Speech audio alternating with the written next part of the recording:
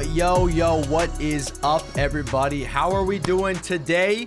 We are finally back with another episode of Real Talk with Ray Cheesy, and we have an amazing guest here, a former pitcher in the SEC, so you guys know, obviously. He knows what he's doing here, in a draft pick as well, and an amazing story as well, too. So I'm very, very excited to talk about that. But nonetheless, I'm going to go ahead and bring in my man, Patrick Wicklander. Patrick, how's it going, man? Good. What about you? Good. Thank you. First off, I'm sure you're probably very busy, so thank you for taking your time out of your schedule to do this with us and to play a Diamond Dynasty game, man. I'm excited. I'm not going to say no video games. I mean, first time being back on since season ended, but no better way to get going. Hey, I love it. This should be a great one. I'm gonna go ahead and actually just send you the invite really quick. So let me send that really quick. I'll challenge really quick. Let me get that. So Patrick, just a couple questions off the rip here. Could you let us know, where you're from, kind of a little bit of a backstory about you, just to kind of get it started here? Born and raised in San Jose, California. For people that don't know that, it's like an hour south of San Francisco. Perfect. Freshman year of college, moved down to Fresno. Found that out during regionals, during super regionals, actually. And then, I mean, I've kind of been all over the country. I mean, from travel ball to just living the same different places. Mm-hmm. I mean, I'm back in California right now. Came back for the weekend, surprised my family. Awesome. Then I went back to Arkansas for a little, for however long, until probably until spring training kicks back up again. Okay, awesome. So California. So I love, one of my favorite things to talk about here with people is kind of the contrasting differences of how we grew up and where we grew up. So just off, I grew up in Iowa. I'm born and raised here. And we experience all 4 seasons. We got fall. We have a harsh winter. We have a nice spring, and we have a very hot summer. First off, do you guys get snow in San Jose? Oh, San Jose, no. I mean, No. we're like an hour from the. I'm in San Jose, it's like 45 minutes from Santa Cruz. Okay. So it's like that's like right on the beach. Right. Okay. I was just saying. I'm sure. So when you grew up in California, you probably didn't see any snow, but then when you went down to Arkansas, probably the first time you had snow, I would assume, right?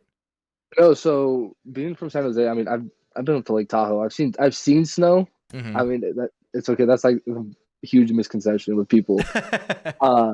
But at Arkansas, my freshman year was the first time I got to see it fall, like see snow fall. Okay. Dude, he's a pitcher. He's a pitcher. A left-handed pitcher. Grew up in California and whatnot. So, went to San Jose, went to Valley Christian High School, correct? Yeah. Okay. And then, how big of a high school was that? Was that like I don't know how you guys classify, like divisions there, because like for us, like we have like A's, so like it'd be 1A, 2A, 3A, 4A. How big was your high school? It was on the bigger side. I mean, I graduated with anywhere between 400 people. Okay. Somewhere that range, I think. Don't quote me on that. Okay. But like the way we classify all of our schools is like open divisions, like big population. The Division 1 is like somewhat bigger, D2, D3, all the way down to D6. Okay. For you, it's like 1A to 6A. Okay. Cool. So in Iowa, we were at 4A. We were at 4A. So that's classified. That's like the highest A in Iowa. It's always cool to see, because I know obviously like places like and I think California, Texas, like I think Alabama goes up to like 7A maybe, or something crazy like that. I know Florida goes up super high as well. Cody, thank you for that raid, man. I appreciate that. So it's always funny to see kind of the difference of how big high schools are. But mine was actually 400 too, so similar size as well. So it's always funny to see the contrasting differences kind of there with timeout. Oh, Mike. All right. All right. All right. Just off the rip. I was gotta be careful right there. I thought maybe dropping on me right there. But it's always cool to see that. So okay. So then you obviously you played in California. So were you on varsity as a freshman, or how do they do that? I guess out in California, with how you like play it at what level and whatnot. So the league I was in, they had like freshman JV varsity. Hmm. I was on varsity all 4 years. Okay. So Okay. that's not something real common Does it for our say? league. Yeah, no, for our league especially. I mean, guys like Chris Bubik were in the league, the pitcher on the Royals. Oh, sick. Yeah. Yeah. Yeah, so me and Bubik are actually good buddies. Oh, that's awesome. Sick. That's awesome. So So, okay. so that's kind of how like our league kind of rolls. Like Dylan Carlson, I played him in high school. Nick Madrigal, Oh, I played him in high school. damn. Okay. Yeah. So you played a lot. You play with a lot of guys that obviously are playing pro ball as well. Hmm. Okay, so you started. Are you at least played all 4 years on varsity, which obviously is an amazing feat. That's awesome. Um, and I'm obviously I've looked up your high school stats. Obviously, an amazing high school player. I mean, you had some crazy stats. Not only your senior, but throughout your entire career as well. So how did we end up at Arkansas? I think because just with it being so far away, I'm sure there's a ton of colleges in California you could have gone to or surrounding states. What was the reasoning in going to Arkansas? So I wanted to get out of California, believe Okay. it or not. Pac-12 baseball in California, like it's not. If you look at the difference from SEC to like Pac-12, like if you look at the fans, Hmm. did you see that video of the Arkansas home run against Nebraska? It what Yeah. so Yeah. I was in the bullpen during that, and I couldn't talk to my buddy, and he was less than 2 feet away from me, That's and that, insane. that yeah, and that's kind of like the environment I wanted. But I Hmm. was actually originally committed to Dallas Baptist University in Dallas, Okay. Texas, Okay. and the pitching coach left to go to Arkansas, and so Oh.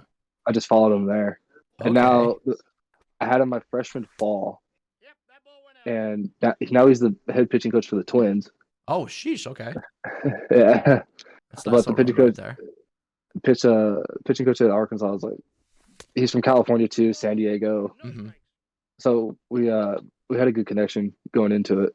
That's awesome. I was just saying, 'cause I mean, Pac-12 is, it's a very good conference. It's a good conference not only for baseball, but for other sports as well. But I think the SEC is known for, obviously football and baseball. Basketball maybe not as much, but still they have Kentucky and whatnot. But that atmosphere, I'm sure. I don't know when you visit if you got to go to a game or whatnot. I'm sure the atmosphere was a huge reason that sold. The reason why you wanted to go there. So actually, I committed without seeing the campus. Oh, no way, really? Yeah. So my first game, we actually played Alabama for my official visit. Oh, really? Okay, okay. So I mean, just seeing part of that. I mean, we weren't like incredible, Mm-hmm. but just kind of seeing the atmosphere was really cool with all the like the tailgates Yep. and Oh, get that. Oh my gosh. Okay. how did I catch that? That's a good I question. don't, That's I a don't know. damn good catch right there. No, actually, before this game, I had didn't have a oh no, I had I think Juan Soto in left field. Oh, is that right? Now he would have. I'm gonna Yeah. tell you what. He would have made that catch right there. No. Um. Okay, so then you committed without even going there, which is a brave soul, I would say. But obviously, Arkansas has an amazing program too. So what was it like, going from California down to Arkansas? Because that's got to be a little bit of a culture shock, and a little bit of a difference living wise down there. So, Fayetteville is not that big of a culture shock, believe it or not, from San Jose. Like, Ooh, what a yes, dot! you'll have your Southern people, like you have the rednecks, you have the Right, right. Cowboys, you have all that. Uh huh. But then, but then you got some pretty cool people out there. Like a lot of Texas people come up to Arkansas. A Okay. good amount of Georgia. Georgia people, a lot of Kansas City, a lot of Missouri. Okay. So kind of there's a Uh, lot of different mix you there get, then. yeah, you got a lot of mixture going on. Yeah, yeah. Okay, so then so we go down to Fayetteville freshman year. What were your kind of your I guess your expectations going down there? What was kind of your thoughts of, going down there and what you thought I guess could happen or what ended up happening at least right away there. So, kind of going into the season, I was kind of like, you kind of got to go and Ooh, play. Wow, that was okay. awful. I see you're trying to butt. Okay, I like it. I like it. Okay. I, I I got Honus right before like this whole thing started. I needed a new third baseman, so I had to switch it up. Hey, I love it. I love it. And now, but going down to Arkansas, I mean, I had the whole expectation like I want to do what I can to help the Mhm. team like win, especially as a freshman, Right. contribute as much as I can. Right. Um, Luckily for me, I was able to start on midweeks, then work myself into the weekend rotation as a freshman. Mhm. Um, Get there. you're going to break more. You're going to break more bets, and I know what to do with this game. Um, but yeah, kind of going into that. That was kind of my whole mindset going into it, Mhm. and going to the sophomore year, me and one of my other buddies were kind of like the two guys that everyone kind of expected to have like really big years. Mhm. Right. And then obviously with the COVID season, we didn't we didn't even get to Go. Go. Go. conference. We didn't even get to conference play. Yeah, because I was saying, because you guys, it was March, so it would have been because you guys probably It was started in February, it, right? yeah. We started on Valentine's Day that year. Oh, is that right? Okay. Yeah, and we found out that COVID shut down this. Like, I was actually walking to class when I heard about the NCAA tournament for basketball getting banged. Yeah, wasn't that a crazy like day, man?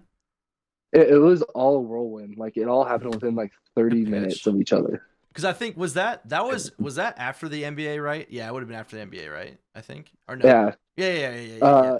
it was right after NBA because Yep. it was the day before the uh, NCAA tournament for March Madness was about to happen. Ah, okay, okay. That was just a weird day, man. That was like what the And when that happened, oh good pitch. it we're like, oh my god, what the like, this is crazy. And Right? we're supposed to open up against Mississippi State that weekend. Oh, is that right? And the year before we swept them at home, so it was a big series. Mm-hmm. So at first it was like, Oh, okay, good no pitch. no fans, or like limited capacity. We're like, all right, that's fine. Then it went to Mm-hmm. no fans because like that game had like 15,000 tickets sold when the stadium holds just above 14,000. Oh, geez. Yeah, so that would have been Yeah, packed. yeah. And like Duty Noble is one of my favorite places to play in the SEC. Like Mm-hmm. if you ever get a chance to go to Mississippi, go to Starkville and watch a Mississippi State baseball game. Oh, I bet it's insane. They're the ones with the cowbells, right? That like Yeah, yeah, that's what it, yeah. yeah, yeah. It's so annoying though. Like the cowbells, like you got, and they're right on top of you in the dugout too. So it's just Oh, like, oh my god, jeez. it's Yeah. like it's just ringing. Get there. Get there. You guys, well, I'll get some questions here. We're just gonna go through a couple things really quick, and then I'll get some questions for you guys as well. Okay, so hold on those questions for me. I appreciate you guys asking that. Just hold on for me for just a minute here, okay?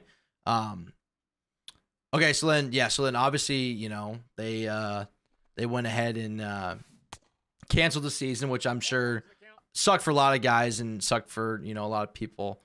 What did you kind of do, I guess, within that season, knowing obviously you're not gonna be able to play? What did you kind of do in replace of that?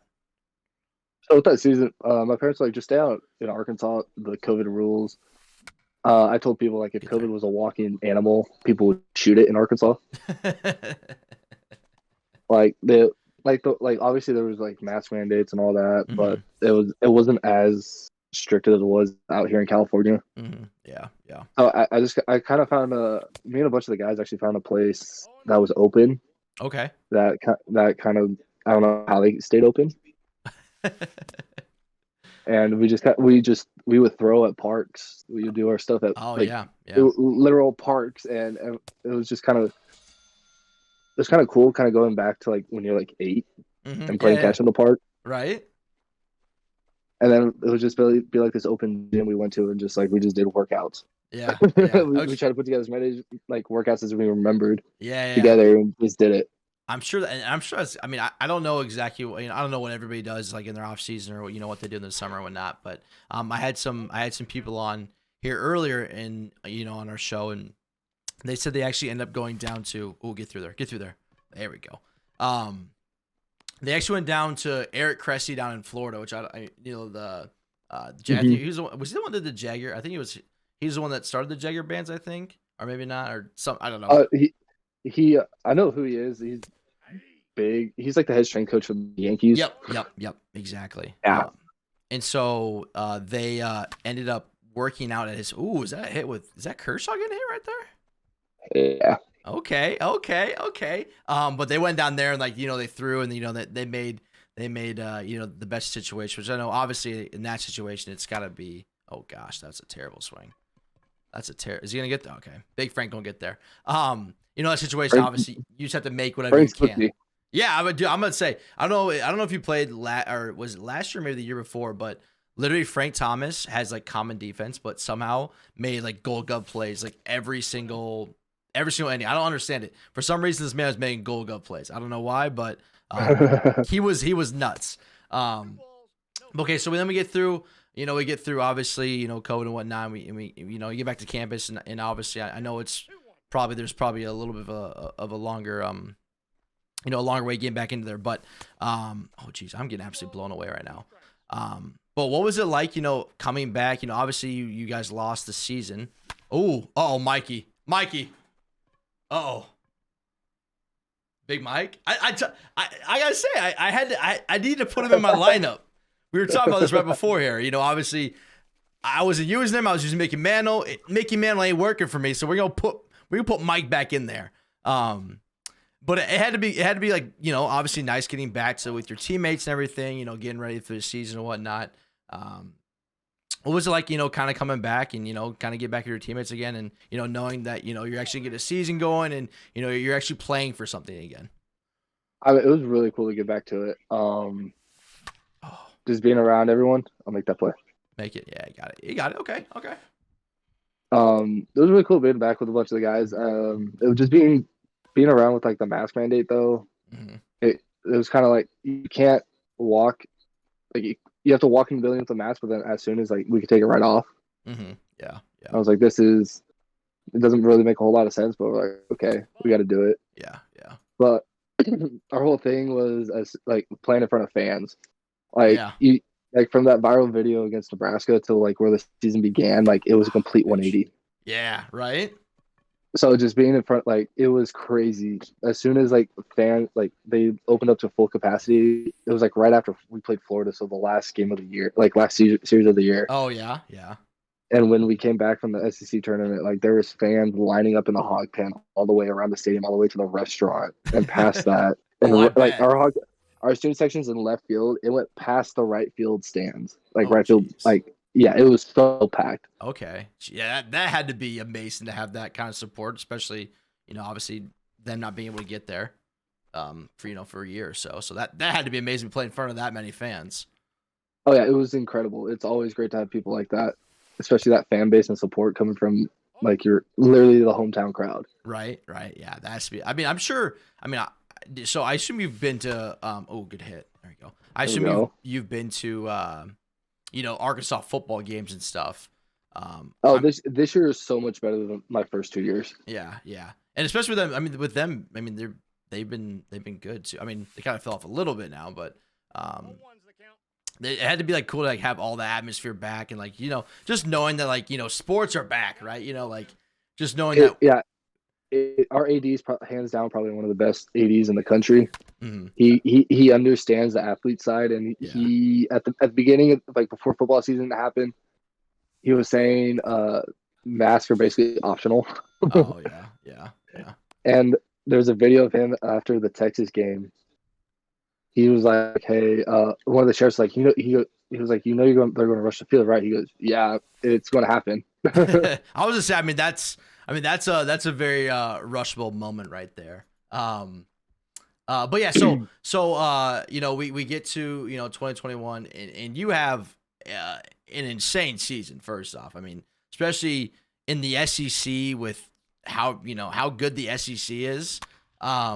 what was it like, being as dominant as you were? I mean, because you were very good. You were very good. I'm not gonna try to sugarcoat or anything.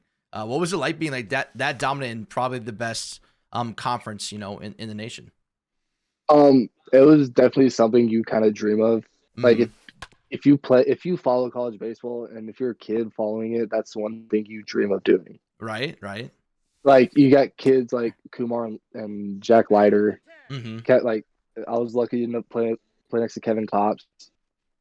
By the way, hands down one of the best dudes you'll ever find in baseball. Yeah, that's awesome. And just kind of being a part of like the run we were on. I mean, number one team for every week except one. Hmm.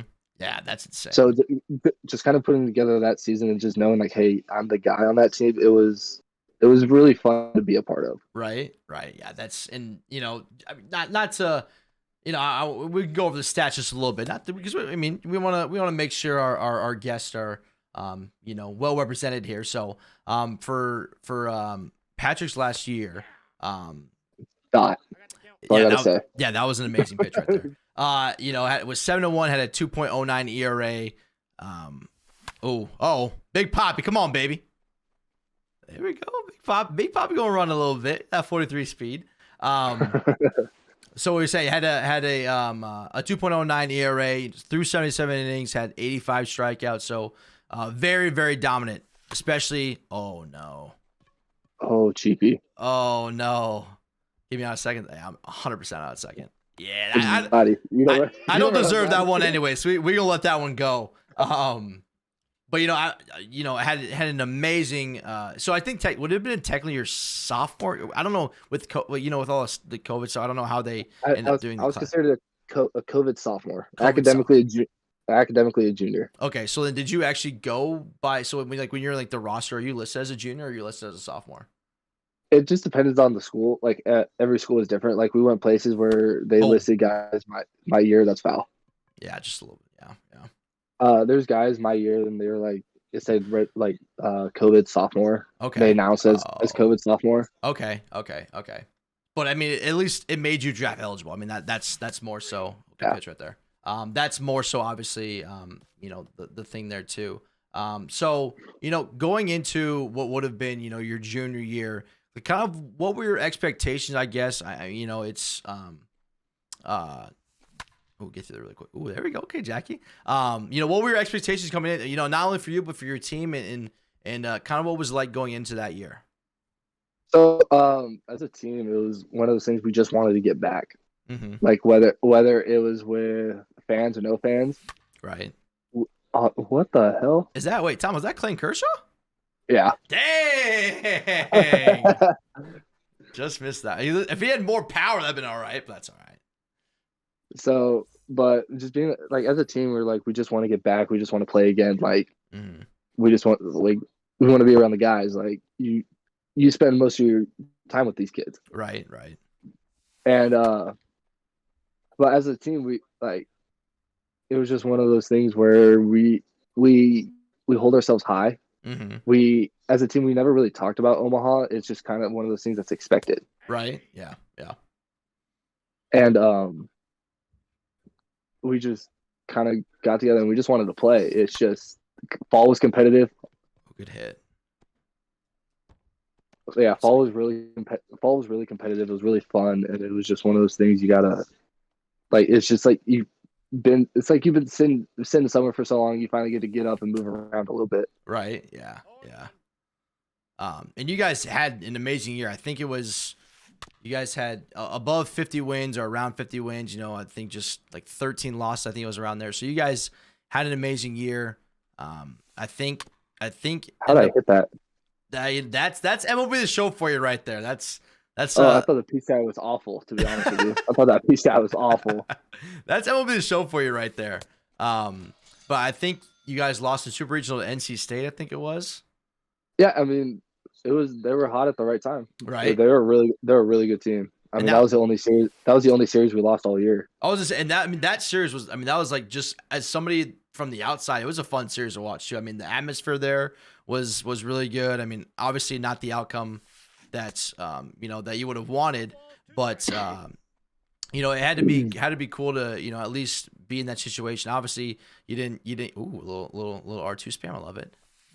Way to go. Obviously, it didn't end up the way you guys wanted it to, but it had to be, a good season. I mean, from the outside, looked like it was a great season anyway. So, congrats on that. Man. That had to be a fun season to go through. Ah, dang it. He's in there.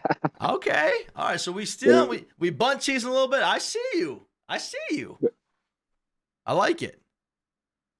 Hold up right there. Trey Turner? That's how you go. Yeah, go Silva. Jeez, okay. All right. Okay. Hey, we're manufacturing runs. I like it. So season's over and okay. Oh no. Can I get him out? Probably not. No. All right. I see you. So the season's over. Did you have any thought of what it was going to be like moving forward, with the MLB draft and whatnot? Like, I mean, I assume you probably knew that you were going to get drafted just because of how crazy of a season you had. What was it like, going through that process and being drafted and kind of going from there? So the way the draft was this year, like I had a month off from the last game of the year to the draft, so it was just kind of staying in shape and keep moving. Right. So that was kind of like the awkward thing. I literally felt like Ricky Bobby when he goes, "What do I do with my hands?" Like you have that month of like it's like you want to work out, but you want to get your body a rest a little bit. Right. Oh, get there. Get me out right there. Yep. And but kind of going through the draft process as it got closer and closer, I was talking with my agent, and he was just kind of like, "Hey, these are the rounds I expect in." I was like, "Okay, that's fine." And on draft day, I mean, I wasn't expecting to go first day. So when second day came around, it was more and more anxious. More and more rounds went by, and I was just like, I could tell you, I was so anxious. It was the most nerve-wracking day. Right. And when I got that call, it was one of those things. It's like this is something I've dreamed of since I was 4. Yeah. Oh, is that gone? No shot. Yeah, that's gone. Yeah. Oh gosh, that's bad. That PCI, I can't wait for you to say PCI because that thing is disgusting. It is gross. Ooh, that was terrible. That's bad. That's real bad right there. Oh yeah. But okay, yeah. So obviously, I mean, getting drafted again. Congratulations on that, because not many people can say that. Obviously, it has to be a surreal moment for you, not only for you, but obviously for your family and whatnot. What was it like? Probably. I assume you probably shared that moment with your parents. I don't know if you're with them or not, but I assume you probably were with them and shared that moment. I'm sure that had to be an amazing experience. Oh, it was. I think that's the closest I've seen my dad to crying. Really? 100%. I mean, that's a good reason. That's a good reason why. Yeah. And with my mom, like she was super excited. And my girlfriend was with me. Her family was with me. Mm-hmm. So just kind of being able to share it with everyone that like the closest to me. I mean, it's a really great feeling. Mm-hmm. And ended up having like a little draft party. Kevin Kopps came over a little bit after with his parents. That's awesome. A bunch of my buddies came over. I mean, we just had a good time. It was one of those days where it's like I just want to share it with like a lot of the people that I'm really good friends with. I know, right? Yeah, that has to be. I mean, again, that has to be a surreal experience, and being able to do that, it's got to be an awesome feeling. And then obviously, I don't know what was like the time period, I guess, from getting drafted and then going down to rookie ball after that. So the difference, it's a lot more laid back. There's some structure, there's structure, but not as much as you would like imagine. Okay. Because you're treated as professional all throughout the system. Like, hey, like they give we go to the complex, we look at the sheet, what we got, like what our plan is. Are we throwing this day? What do we got to do to get ready to throw? Like you're a professional. Like you should rookie and all through the minors is where you kind of hone your craft. Right. Is that out? Nah, that's late. Short, yeah. That's late. Yeah, it's a little bit late. Yeah. And but the cool part is like you got the lines. Mm-hmm. Waking up, going to the facility 7 a.m. blasting Latin music. It wakes you up. It's it's really fun actually. Yeah. Just kind of being around it. They're very vibrant, a lot of Mm-hmm. different personalities. Right. But then the cool part too was also I was able to be teammates with a few of the guys I played with or against, like Oh kind of yeah. growing Yeah, up. yeah, yeah. That's true. I mean, I was gonna say it's gotta be. I think the thing, and I talked about some other guys too, was like it's gotta be weird, like coming from like obviously Arkansas is a very good baseball team too, but like coming from on Arkansas being probably one of the better players on that team to coming to like a team where everybody is like the best. You know what I mean? So it's gotta be like weird. I don't know. It's gotta be like weird like to like see that, I guess, or like feel that. I mean, that's the thing. Like that was my mindset going into Arkansas. Actually, was like this is everyone's best. Like Uh-huh. this is, and just kind of like when I first got to Port Charlotte, Mm-hmm. I was like, this is basically travel ball again, but just international. I like that. No, Like, that's. I mean, that's a good way to put it.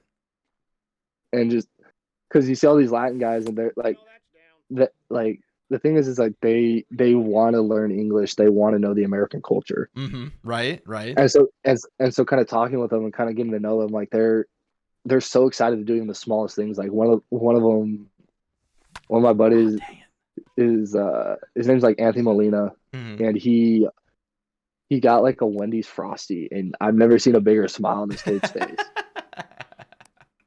I love that's see. So I played junior college ball, and we had a lot of Latino players on our team as well.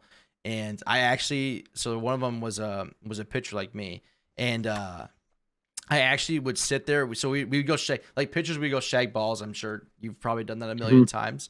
Oh yeah, For batting practice, I was like 2 hours long or whatever. So I would be there with him, and I would just be teaching him English the entire time almost. We'd just be sitting there like I'll be going over. I'd be like pointing my eyes. Oh, I didn't know I was gone.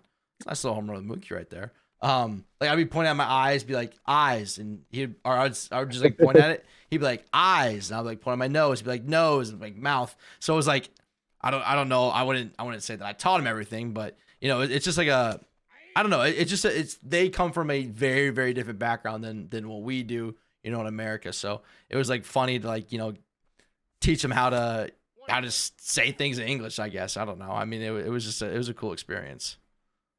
I mean, it was really cool too because like we taught them English, they taught us Spanish, and a big one we would do is like whenever we don't know anything, we're just like "Como se dice," and we just say the word we need to know in Spanish and English, Oh yeah. and they just kind of look at you like, "Huh?" I love that. I mean, Uh, I think having those different backgrounds is like I don't know. I mean, it's a really cool thing. I mean, like when I went to college too, it's just everybody had different backgrounds and stuff. It's always really cool to learn stuff from them and whatnot. But then okay, so you played. I think we talked about it a little bit. I know that you came out of Arkansas and it was pretty. So you started playing like almost was it right away or how far into it was it that you actually started playing and whatnot? played at Arkansas or Oh, when you got to pro, so after you're done with Arkansas and then into pro ball, like what was the time span between that when you actually started playing games again? about a month and a half. Mm-hmm. So like really, there wasn't much time to like obviously like not you kind of got right into it right away. Yeah, I mean, I'm thankful I did. I mean, being able to get my feet wet and understand how pro ball worked, I think it's going to help me like throughout next season because next season is going to be my first full season. Right. And just being able to see like how games work because they teach the same thing throughout the system. Mm-hmm. Like from rookie ball to the big leagues, that's how it works. Right. Yeah. So I mean, it's gotta be cool to like know that your guys are like doing pretty much the same thing as what the the major league people are doing. Mm-hmm. I mean, the cool part is that like we had a few big leaguers come down in rehab, Oh, so I got to talk to Chris. I got to talk to Chris Archer a little bit. Oh, that's sick. Like, and the big thing is that like you see all these guys on TV, you're like, wow, like these guys are professional baseball players, and just talking to them, they're normal people, just like me and you, and that's like the really cool. Yeah, part. isn't that That's really the cool part. thing? Like Archer was so down to earth. Mm-hmm. I wish we would have done a little bit better for my Pirates, but I'll give him a pass for that one. What's up, Mardois? How you doing, man? So that's gotta be cool. I mean, obviously playing pro ball. So was it like, I don't know exactly how like they do rookie ball and everything. Like, are you in like a stadium, or is it more so just like you're at a facility like playing people? So with the Rays, we don't share a spring training facility. So we Okay. got it all to ourselves. Okay. Okay. And all of our games. So I was in the FCL, the Florida Complex League. So it's all the complex teams, like all Okay. the rookie ball teams. Okay. Okay. Cool. Cool. Whenever we played at home, it was always in the stadium. Then it just depending on wherever we went on the road. Like if we played the Red Sox in Fort Myers, like we played in their stadium. Ah, But okay. the Twins, like there's still a Florida low A teams. Like Yeah. Yep. so whenever like the Twins, their low A team would have a game, so they would have the stadium, and we Mm-hmm. would just play on like one of the backfields. Ah, okay. Okay. Okay. Um, that's got. I mean, that's obviously. I mean, it's got to be a cool experience playing pro ball and being around all these other people as well. So congratulations first off, getting through your first full season of pro ball and hopefully there's a lot more to come for you. And I mean, it looks like you had a great year there too. So it's awesome to see that. So congrats to you, man. That's obviously an amazing accomplishment. I appreciate it. Yeah, absolutely. Okay, so there's one thing that we kind of skipped over that I did want to mention, and we talked about it a little bit off stream. But could you kind of share your experience? I know I think it was after the 2020 season, when you found out you had diabetes and kind of that experience. Because I'm sure there might be some people out there as well that are or maybe go through the same thing as you, or something could be happening with them as well. Could you share this experience a little bit that what Yeah. you kind of went through? So May 23rd of 2020, I was diagnosed with type 1 diabetes, and Bitch. I was in diabetic ketoacidosis for 2.5 to 3 weeks leading into it, and I didn't know what was wrong. Mm-hmm. I lost 25 to 35 pounds in that time, and I thought I just had COVID. Right, right. And so I was like, all right, whatever, I'll eat. I'll just keep make sure my like I eat a little more throughout the day. Pitch. And when I went to the hospital, like my breathing was labored, and so the nurse ran tests, Mm-hmm. and it was she was kind of like shocked when I said I've been breathing like this for the past 2.5 3 weeks. So she sped everything up and asked like if I had family out here. I said, nah, closest family I have is in Texas right now. Oh yeah, yeah. And she goes, well, you need to get someone out here. I don't care who it is. I was like, okay. So I called my parents, and my mom flew out the next day. Mm-hmm. But they're like, yeah. I was like, you going to tell me what I got? And they're like, we're 98% sure you're type 1 diabetic and your blood sugar is going up. It was 535. So for reference, your body starts shutting down at 550 and your body goes into a coma at 600. Jeez. So I was actually ambulanced to the ER. I had double IVs going in both my arms. My goodness, man. Insulin drip on both sides. Saline going in. I had the chaplain talk to me twice. Like they thought I was gone. Like they didn't know Jeez. how I was walking. I was called a walking miracle. That's insane, man. And I was in ICU for 4 days, and I didn't know what ICU was until I was being pushed through it. Uh-huh. To be honest with you, Yeah, and yeah. just kind of seeing people on ventilators and stuff like that. Really, how did Ooh. I get that? Hey, let's do it. Okay. Okay, make it a little bit of game here. I like it. I like it. And just kind of seeing all that, and so just kind of adjusting to the use of insulin and all that. I mean, it's not like the easiest. Okay. Yeah, that's gotta be. I mean, I know absolutely nothing about it, so I don't even want to, There's um, there's definitely highs and lows of it. Oh, here we go. we bring in. Ooh, Matt Kemp. I like Matt Kemp. Okay. Okay, I see you. And so there's days like when you wake up in the middle of the night because you're low, or you wake up because you're super high, and it's just like one of those things. It's like it's just tedious. Right, right. Oh, I thought you were back to oh dang, I thought you were back to second right there. All right, I see you. Okay. But yeah, I mean that's I mean obviously that has to be a very scary experience, and awesome to see that. I mean, at least from the outside looking, you're doing well right now. I'm sure you're probably taking care of it now. Obviously when you had no idea what was going on there. So Yeah. No, I had no clue what was going on, but oh, get there.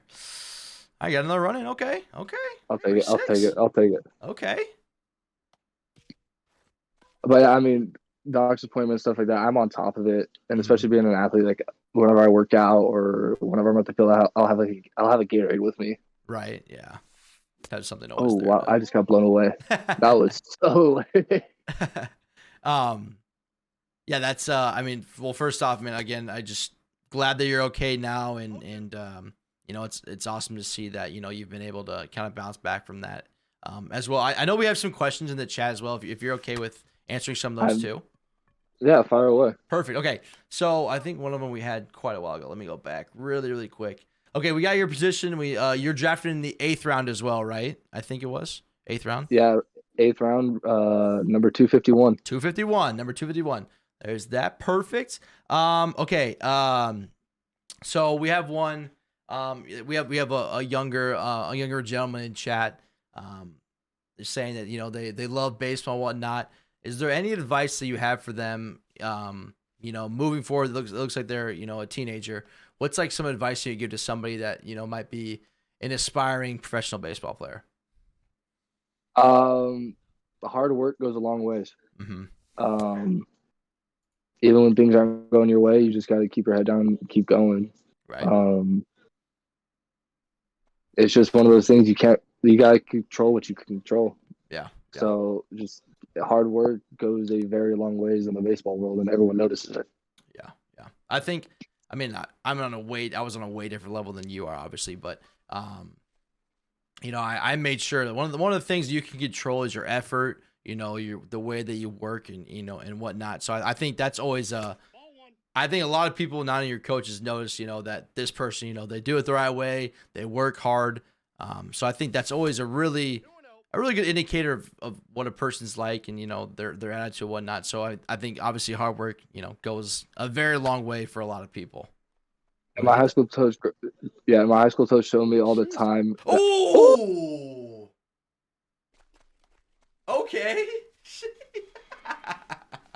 My boy come out of nowhere. Okay, I thought that thing was. I thought that thing was long gone there. Okay, I like it. No, yeah, my high school coach always told he was huge on this. Is you can only control 3 things: your attitude, effort, and work ethic. Mm-hmm. That's a good way to put it. So Yeah. it just always kind of stuck with me. Mm-hmm. Yeah, that's it all comes down to the effort you put in. I think, as long as you're putting in effort, there are some people that are lucky enough that they have natural gifted ability that can make it far. But I mean, you still have to put in effort, even if you are that crazy at a sport or whatnot as well. Yeah, I mean, it's Derek Jeter. Hard work beats talent when talent doesn't work hard. Exactly, good way to put it. What's a normal day like for you? So for us, it was 6 a.m. up, and I didn't have a car in Florida, so we had to be at the field by 6:30, 6:45. Okay. Breakfast at 7 to 7:15, 7:30, around there. Mm-hmm. Then they just kind of depending what you're doing. Like if you were in game that day, your day looked different. So for a day off, it was very much Oh, I gotta yeah. I gotta take this man out real quick. He's getting kind of blown up. So for days you weren't in games, it was very much play catch, PFPs. Good to know that you guys do PFPs all the way up and through pro ball. It is every day. It is every day. That was a lifestyle back when I was in college, man. We do that every single day. It's one of those things you got to be good at no matter what level. Right. Okay, I see you trying to bunt right there. And after that, if you had to lift or if you wanted to lift, go lift. Mm-hmm. And after that, you were done. Like there would be times I'd get up at 6 and be done before noon. Oh, jeez. But on game days, it was get up, eat. If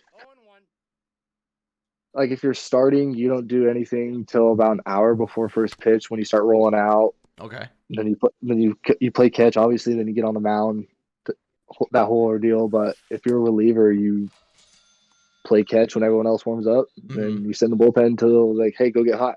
Right? Yeah. Is there like any superstitions, I guess, that you have too with you either getting ready or whatnot? Jeez. Yeah, I got a little interesting at the end. Yeah, I like hey I like it. At the end it got a little more saucy. You got a little more saucy. I like that. At the rate, I thought Kershaw might have thrown a CG in less than 100 pitches right there. I was, I got to the point where I'm like, you know what, I'm gonna go ahead and take that man out because I think he's struggling a little bit on me. Like I said, I could pitch. I just hitting's a little different. Yeah, right. But superstition wise, right sock before my left. Okay, I think I do that too. Left cleat before my right. Okay, yeah, I think I'm a lefty too. I think left, right, yeah. I don't tie my shoes until both shoes are on. Okay.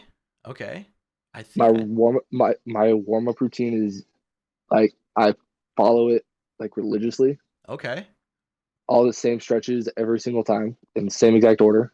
Do you do like a certain like time? Like there's like a certain time you start doing this and a certain time you start doing that and like any kind of that stuff? Not really time oriented. It's more it's just more whenever I feel like getting loose, honestly. Right. Okay. Cause I did an interview with another person. They like had it set to a T, 4 o'clock I'm doing this, 4:15 I'm doing this, 4:30 I'm doing this. So I know there are a lot of people that, that are like that, which, bless them. I don't think I could do that, but if that works for them, it works for them. Yeah, no, I couldn't do that. It's just kind of like, hey, I need to get going. Let's get going. Right. Yeah. Just get it going and go from there. I had another question. Was there anybody that you like model your pitching approach from? Is like somebody that maybe, I don't know, that maybe you throw like, or that you have like the same mentality? Is there anybody, in the league or even, I guess, even in college or whatever, that you like to model yourself after? I have to compare myself to Max Fried. Like going through the whole draft process, like that was a very common question. Mm-hmm. And I said Max Fried. I said I'm just not 6'4", $170. I'm 6'2", 210. Right. Our pitch arsenal is pretty similar. Mm-hmm. Our attitude is pretty much the same, and we just go right after hitters. I mean, he's just from Southern California. He's in the big leagues. Yeah. Right. I mean, it's got to be. I mean, I don't know. It's got to be obviously like a cool thing to know. I mean, like I was I was told that I was like Jake Westbrook. I don't know if you remember who Jake Westbrook was. He pitched for the Cardinals. Sheesh, it would have been a while ago now, but obviously that didn't pan out for me very well. So I think you're doing a lot better than I did, at least. Hey, you're playing video games for a living. I'm playing a game. If you think about it, we're both playing games for a living. That's true. I wish all the Twitter trolls would say the same thing, or they would realize that as well, or the YouTube commentators. But I'll get a couple more questions from you too. I don't want to keep you too long. I'm sure you're a very busy person. So does anybody else? If you guys have any more questions, chat, let me know. We'll do a couple more things for you here. This is a random question, but what is your favorite food? Sushi, hands down. Sushi, okay. Like you can't beat sushi. That was a little struggle going to Arkansas, finding like a good sushi place. Mm-hmm. But in Florida, it's always Florida and California. Obviously, we're right on the coast, so it's always so good. Yeah, pretty easy to get that. I will say unfortunately I'm a picky eater. I don't like it. I just unfortunately I don't know why I'm like that. I am not a huge fan of fish. I don't like fish. I don't know. It's just never been my thing. It's the texture, isn't it? Yeah, Yeah, I'm a very big texture person. My girlfriend's the same exact way. Is that right? Yeah. It's not hard picking for food places because she likes her little circle of the food she likes. So and I'm not going to complain about it. I'm probably the same way. I don't like it. I don't know. I'm just like I'm a big texture person, so sometimes it just doesn't sit well with me. Another question: what is your favorite failure? What is something, I guess, that maybe in the beginning didn't work out as well as what you maybe thought, but ended up being something that helped you grow and turn into the person that you are today? It's kind of a heavy question, so you could take a second if you want to. It's not a heavy question. I mean, that was also another like common question through the whole draft process. Like, what was your biggest failure and what did you learn? Mm-hmm. So I would say like me learning I'm type 1. Mm-hmm. Like, yeah, it happened just a little under 2 years ago. Right. But it helped me kind of reform how I go about life, because obviously this something is literally life or death. Mm-hmm. I kind of got to take care of myself, or like I'm not going to be around much longer. Right. Yeah. And it's just one of those things where it kind of forced me to have my life kind of in order a little bit, kind of pay a lot more closer attention to detail. Mm-hmm. Yeah. And like with baseball too, it kind of enhanced my focus and kind of monitoring what I'm doing and how I'm doing it. Right. Like even our coach, like all of our coaches at Arkansas noticed it. Like everything kind of just sharpened a little bit. Yeah. So I mean, just not on the field, but like in life in general. Right. And I don't want to say, obviously it was a very scary situation, but maybe a blessing in disguise, I guess, in a sense. No, that's what I tell people all the time. For the Rays, the big thing was like, have you had any setbacks? I said, no, I haven't. Right. Like nothing but positives came out of me being a diabetic, other than I just got to give myself a liquid. Then my pancreas just said, deuces, I'm out. Right. Yeah. And that, I mean, again, it's not a great situation, but like you said, it probably helped you out through the long run. Who's your favorite player? I know you kind of talked about Max Fried. I don't know if that's your favorite player, but who's your favorite player? So growing up a Giants fan, I had three guys, obviously, like Lincecum when he was in his prime. Mm-hmm. So I wore 75 for the longest time for Barry Zito. Okay, Barry Zito. Then when Sanchez threw his no-hitter, I flipped him and wore 57. That was my number all the way through like my senior year of travel ball. Oh, really? Okay. So that was just kind of something that really stuck with me. Mm-hmm. And I would have to say my favorite player right now. That's a tough one. Like obviously Max Fried or Walker Buehler. Yeah. Talk about just energy and straight gas. Yeah. He and when he gets on a mound, like I feel like he has like a presence, like he's gonna throw BBs. Yeah, here's 98 with tight pants, and you're going to get a lot of FUs, and here you go. I love the tight pants. I think that's amazing look. Yeah, and just on his glove he has butane. Oh really? Oh, I didn't even know that. Yeah, butane. Dude throws fuzz. Other than him being a Vandy kid, nothing but respect for the guy. Yeah, that's awesome.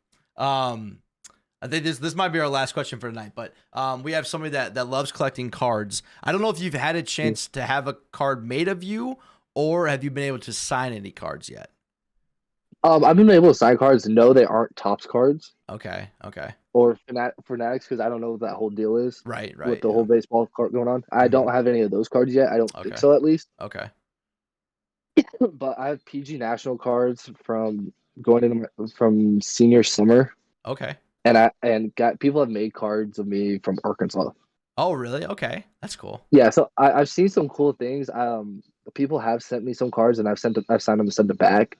Okay. I had a few get sent to the facility in Florida, and they were and they just put the mail in the locker, and I opened it. I was like, "What's this?" And it's a letter with one of my cards in a returning envelope. I was like, "Oh, this is kind of cool." Isn't that? Yeah, it's got. I remember when I was a kid, I was like maybe 10 or 11, and I was collecting baseball cards. I'd go to Target, buy like a pack of baseball cards or whatnot.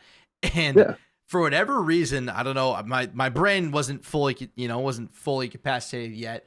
I would handwrite a letter, and I would send it to like Albert Pujols, Manny Ramirez, like all these high level end guys. I would go on Google, type in white pages, and try to search up their address or whatnot.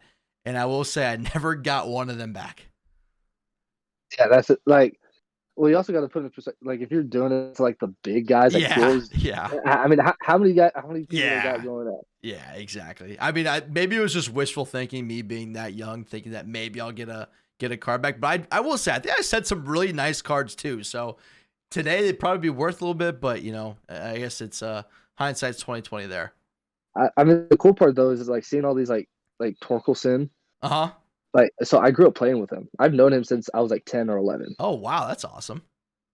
And it's kind of seeing like homeboy has a 99 Future Stars card and MLB The Show. Isn't that sick? I thought, I'm like, I've played with that. Like, him and I are good buddies. That's awesome. I think one of the coolest things, at least what they started doing, were these Future Star cards, where it's these guys that obviously aren't in the big leagues yet, or well, I guess some of them are, but not all of them in the big leagues yet. But you get to see like a 99 card of them, you know what they could be. I think that's one of the coolest things. There's a little bit of controversy around it, but I think it's one of the coolest things. Oh, no, it really is. I mean, especially like you grow up like wanting to be in a video game. Like, how cool would it be to be Right? in MLB The Show? Yeah. Like, yeah. so, like, I know Jackson Rutledge too, the 92 Future Stars. Yeah. Yep. That's So awesome. I'm just like, this is cool. Like, it's cool to see. Yeah. Yeah. Especially if you play video games too much. I mean, I don't know how many people professionally play video games, like, in pro or whatnot. A lot. I would say you guys probably have a decent amount of downtime, I guess, to a point where like you guys, make a little bit of time playing some video games. I mean, my girlfriend could vouch for me. I mean, if I wasn't at the field or asleep, I was playing video games. When I tell you I grinded, oh my gosh, I grinded. Yes, I love hearing that, man. That's. I mean, I do this as a full-time job, so I mean, I love doing it. I haven't gotten sick of it yet, so. But yeah, I mean, I appreciate you coming on here, man. This was an awesome interview. I appreciate your insight, letting us know, letting us into your world a little bit. So I definitely want to give a big shout out to you for doing that. I appreciate you for having me. I mean, it's been fun. Yeah. Other than getting my butt kicked, but hey, we can run it back though. I've been playing some other guys again, and some of them they're getting a little closer to me. So, hey, just next time we play, I'll make sure it won't be the first time playing since. Yeah, let's get some reps in September. Yeah. Let's get some reps in. One quick thing, really quick. Can you give a shout out? Whatever social media you have, can you give a shout out really quick? Follow me on the gram at Patrick Wicklander, all one word. Follow me on Twitter at YoungWick, YUNGWICK with 3 underscores. Perfect. Anything else? Any TikTok, YouTube, or any of that? Oh, I got TikTok, but I have one post. Okay. You're better off catching on my girlfriend's TikTok. You can shut that up if you want to too. I don't care. You can do whatever you want. What is it? I'm trying to. Huh? Zoe K Grace, ZOE K Grace. Okay, perfect. If you guys want to see, give her a follow on TikTok. Are you doing some dances over there? That's what I want to see. Dances. Maybe 1 or 2. Maybe 1 like or that 2? smooth. That like smooth riding trend. Okay, I did that. Yeah. I don't really I don't remember any of the top of my head. Yeah, that's all right. So I like it. I have a TikTok, one post. It was the pose one where I replicate her photos. Oh, I'm spot on. Oh, I like it. I'm spot on. I love it. Okay. But again, man, thank you. I mean, I think we got all of our questions answered too. So again, thank you very much. Hopefully you enjoyed as much as I did, man. I love hearing insight from you guys from the level and whatnot, and everything you guys go through. I appreciate it, man. I really do. I mean, it's been real fun. We'll definitely run it back in spring training when I'm probably playing as much as you are. Hey, 100%. I'm down with it, bro. Dude, I'm gonna tell you what. When MLB The Show 22 comes out, people will not see me for a week, man. I'll be down here grinding, making YouTube videos, doing everything I can. I love that. But thank you again, you guys. I'm gonna end the stream right here. So thank you guys for coming out, man. I appreciate you guys' interactions and everything. You guys killed it for me as well. So thank you guys. If you guys enjoyed the video, make sure you leave a like. Make sure you guys do subscribe, and we'll catch you guys next time. Thank you for watching Real Talk with Ray Cheesy. Hopefully you guys enjoyed the content. If you did, make sure you guys slap that like button for us. Make sure you guys do subscribe, and I'll catch you guys next time. Peace out.